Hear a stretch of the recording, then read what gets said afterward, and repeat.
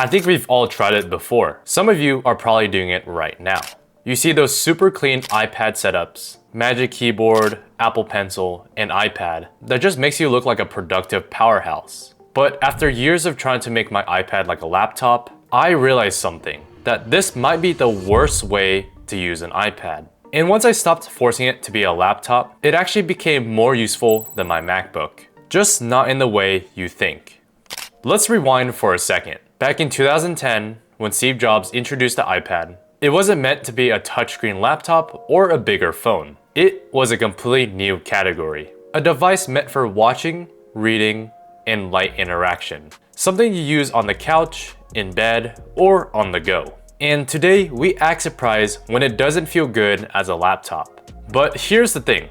Consumption today can be seen as productive if you do it intentionally. This right here is actually the first way I actually use my iPad. I'm currently studying Japanese, which does mean a lot of input. Reading manga, watching Japanese YouTube, and just listening to native content. And what the iPad gives you over your laptop and phone is that there's no constant notification from social media, there's no temptations to do other things, and has a big enough screen to stay immersed. I can sit here for hours reading or watching content without my brain jumping to something else. And even if you're not learning a language, this still applies. Reading books, watching educational videos, and just doing low dopamine learning. In a world of endless scrolling, having a device that slows you down a bit can actually make you more productive.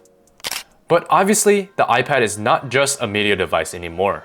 In 2015, Apple released the Apple Pencil, and that completely shifted what the iPad could do. And this is where it completely clicked for me. I think we all know that a tactile experience while learning always leads to better retention. But for a lot of people, including me, pen and paper just feels inconvenient. The iPad removes that friction. It's always there, always accessible, and just convenient. If the iPad is the only way you'll actually write things down, journal, or reflect, then personally, I think it's a great investment. And if you want to know, for me, I personally use an app called Noteful. It's one-time purchase, and I think it's really worth it. I track down my tennis practice and things I need to improve on, write down random thoughts and tasks I need to get done, and document ideas throughout the day. What I notice is that I write more on an iPad than I ever did on a notebook, because it's always with me with infinite pages, notebooks, or any way I think is most convenient. And it's not just notes. I use an app called OnForm to analyze my tennis technique with my coach. I can draw directly on videos and visually break down improvements I need to make. I even do light photo editing. The Apple Pencil just makes it easier and more precise to do.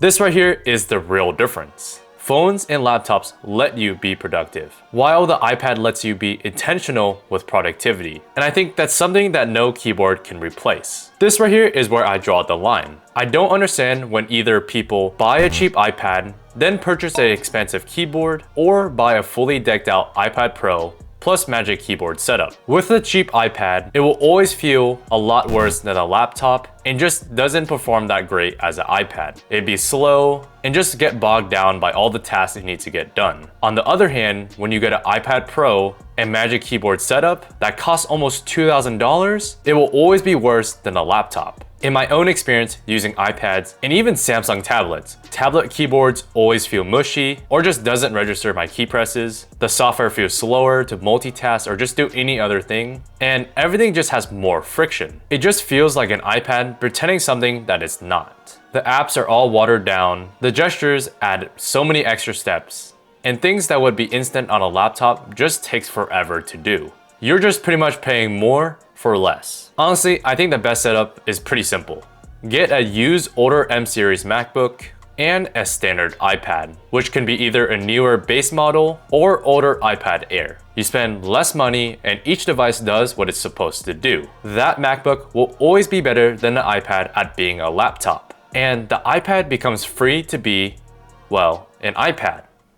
So my overall message is that the iPad is not a laptop. And once I stopped forcing it to be one, it became one of my favorite devices. It's a learning tool, a creative device, or just a companion device. So the next time you pick up your iPad, maybe let it breathe a little. Stop chaining it to productivity expectations it was never designed for. Remove the keyboard and let it be the fun, tactile, intentional device it's always been best at.